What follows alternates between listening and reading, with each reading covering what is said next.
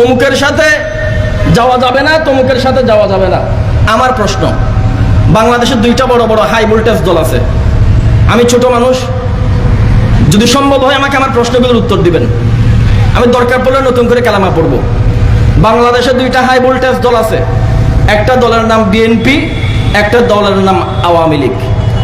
এই দলগুলোর আবার আর একটা টাইটেল আছে, আর একটা পরিচয় পত্রিকায় পড়ি, 20 দলীয় জোট,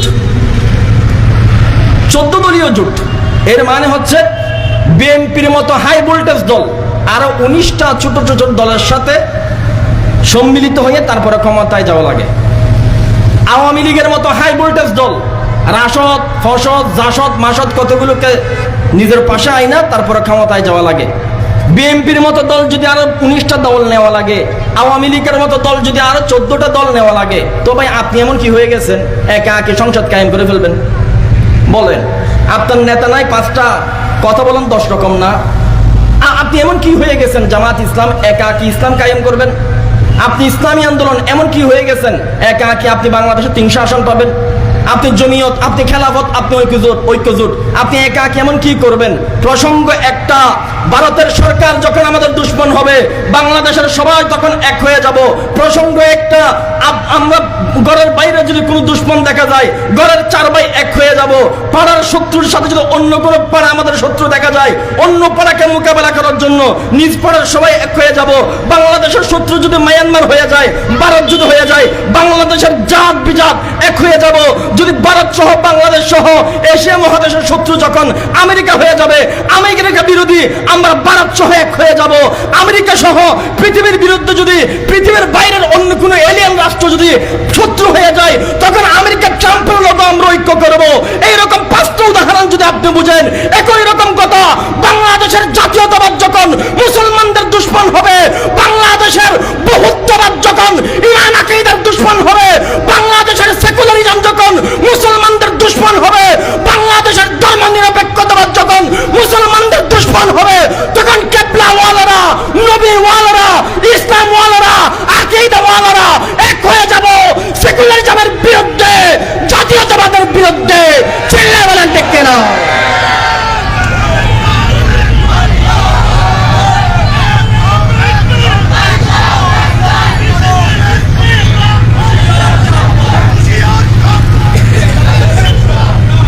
আমাদের মৌলানা, আমাদের হুজুররা বিয়াদবি মাফ করবেন, একটা এমপির দেখা পাইলে চুমানো শুরু করে, বিড়ালের মতো চুমানো শুরু করে। একটা মন্ত্রীর দেখা পাইলে পারে না যেন তারা সিজদা করবে। আমার কথা হলো, তুমি আর কয়দিন সিজদা করবা? আর কয়দিন এমপি পূজা করবা?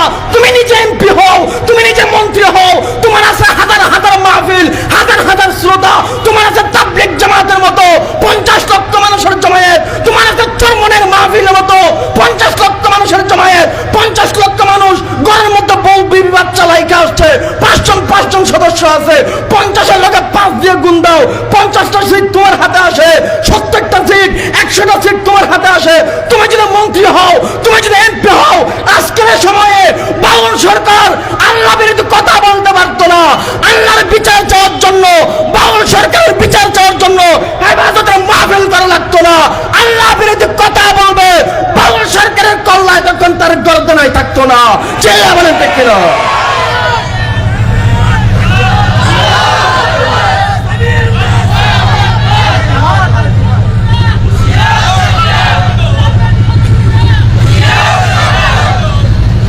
আর কয়দিন গোলাম থাকবেন? একটা চাউলের বস্তা পেলে সরকারি কর্মকর্তাদের অবস্থা আপনারা যেভাবে ছাটাছাটি করেন, আর কয়দিন থাকবেন? আর কয়দিন ভিক্ষুক থাকবেন? অনুরোধ করে বলি, আকীদা ছিল, আকীদা আছে। তালেবান সরকার বৃহত্তর স্বার্থ রক্ষা করার জন্য অন্যান্য বেতাল দেশের সাথে সম্পর্ক করে আমেরিকারা বাগাইছে। তালেবান সরকার কাফের হয় নাই, ভারত সরকার ভারতের যারা মুসলমান ওরা কাফের হয় নাই, ফজলুর রহমানও কাফের হয় নাই, আমরাও কাফের হব না। আমরা যদি অন্য দলের সাথে ঐক্য করি, সরকার আমরা যদি ভোটের সমঝোতা করি, আমরা কখনো জামাতি হব না, আর জামাতিরও কখনো কমই হবে না। যাই না রাখেন, বৃহত্তর স্বার্থ রক্ষা করব, শরিয়াত বিরোধীদেরকে বাংলাদেশ থেকে হাসিনার মতো বাগাবো, তারপর নতুন করে আকীদার মারামারি করবো, ঠিক কিনা? আকীদার মারামারি অতীতও ছিল, এখনো আছে, আগে পরেও থাকবে। আমার বাবার চাইতে বেশি মারামারি আপনারা করছেন। সারাটা জীবন আমার বাবা আকীদা নিয়ে মেহনত করছে। এই ছোট্ট বয়সে সারাটা জীবন আকীদা নিয়ে চিল্লাইছি, আমার চাইতে বেশি চিল্লাইছেন।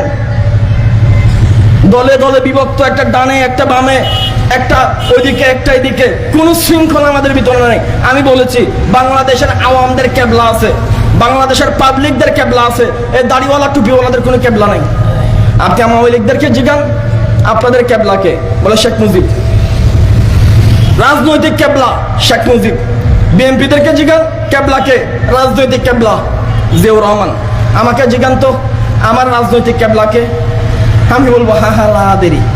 কেউ কেউ বলবেন চরমনাই পিসাব, কেউ কেউ বলবেন মামুনুল হক, কেউ কেউ বলবেন শফিকুর রহমান, কেউ কেউ বলবেন মুনির কাসেমি। মানে একজনকে দিয়ে বাংলাদেশের মুসলমানরা এক না। আমার চাইতে বড় এই মুহূর্তে দুষ্ট আর কে হতে পারে? আমরা আবার মানুষদেরকে ওয়াজ করি স্টেজে বৈশা, ওয়াতাসিমু বিহাবিলিল্লাহি জামিআন ওয়ালা তাফাররাকু। কি বয়ান করব? আমি নিজের ভিতরে ঐক্য নাই, আমরা চার দল এক হইতে পারি নাই। বাংলাদেশের সবাই এক হয়ে যায়, সবাই বাংলাদেশ ভাগ বাটোয়ারা করে, আর আমরা আছি আপুতা গুতাগুতি করার মধ্যে। বাংলার মুসলমানরা আগামী নির্বাচনকে সামরাইকা দাড়িওয়ালা টুপিওয়ালারা, কোরআনওয়ালারা, কেবলাওয়ালারা, নবী মান্যওয়ালারা, আল্লাহ মান্যওয়ালারা, হিন্দুত্ববাদের বিরুদ্ধে, সেকুলারিজমের বিরুদ্ধে এক হয়ে যাও, না ফেব্রুয়ারির পরে বাংলাদেশের আবহাওয়ার জনতা সমানে গাইলানো শুরু করবে, ঠিক কিনা? এখন তো দেখলে মানুষদেরকে সালাম দেয়, আসসালামু আলাইকুম। আলেমদেরকে দেখলে সালাম দেয়। ফেব্রুয়ারি পরে সালাম পাবেন, সালাম। বাংলার মুসলমানদের চিনেন নাই। এরা বাগানের সবচাইতে বড় ফুল ফল টাইনা আলেমদেরকে খাওয়াইছে। এরা পুকুরের সবচাইতে বড় মাছ তুলে আলেমদের মেহমানদারি করেছে। এরা টাকা কালেকশন করে এরকম স্টেজ সাজিয়েছে। সেই স্টেজে নিজে না বসে আমার মতো দাড়িওয়ালা টুপিওয়ালাদেরকে বুলা বানাইছে, বক্তা বানাইছে। সেই স্টেজ আমি বসে বলেছি আমরা ঐক্য হব, তোমরা আমাদেরকে খেদমত করার সুযোগ দিবা। যখন সময় আসছে একটা ঢুকছে ওইদিকে আর একটা ঢুকছে এইদিকে।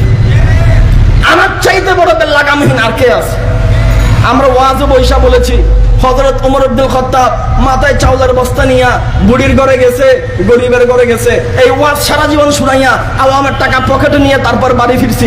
আমি আমার মাথায় কইরা কয় বস্তা চাউল মানুষের দরবারে নিয়ে গেছি, নিজে নিজেকে প্রশ্ন করেন। শুধু গুতাগুতি গুতাগুতি। অনুগ্রহপূর্বক বলবো, আমার যারা মুরব্বী আছেন তাদেরও বলবো, যারা আমার বয়সও ছোট তাদেরকেও বলবো, এবার যদি সিদ্ধান্ত নিতে ভুল করেন, আপনার প্রজন্ম গোলাম ছিল, গোলাম থাকবে। শাপলায় একবার মরছেন, রেডি হয়ে যান আরো 10 বার মরবেন।